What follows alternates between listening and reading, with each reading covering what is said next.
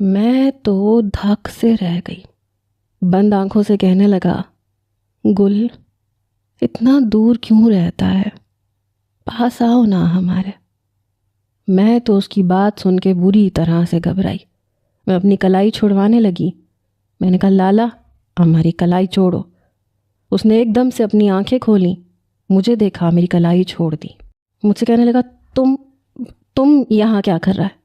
میں گھبرا کے کھڑی ہو گئی۔ میں نے کہا، وہ تم کو بخار تھا تو ہم پٹی۔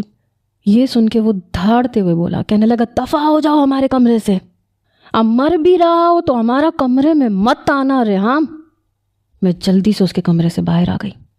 سعد سویا ہوا تھا، اماں بھی دوائی کھا کے سو رہی تھیں۔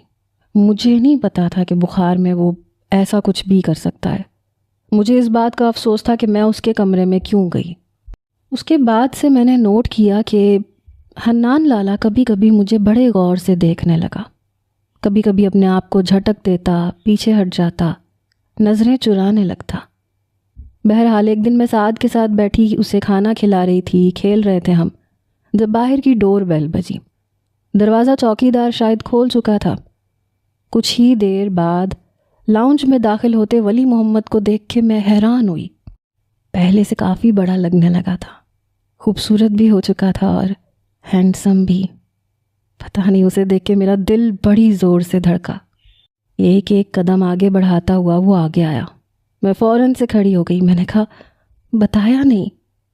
کہنے لگا، نہیں، بس دیکھنا چاہتا تھا کہ جب اچانک سے ہم تمہارے سامنے آئے گا تو تم ہم کو کیسے دیکھے گا۔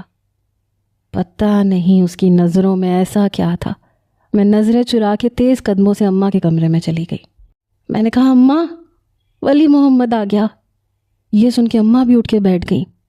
کئی مہینوں بعد میں نے دیکھا تھا کہ وہ خود اٹھ کے کمرے سے باہر نکلیں۔ ولی محمد کو دیکھ کے رونے لگی۔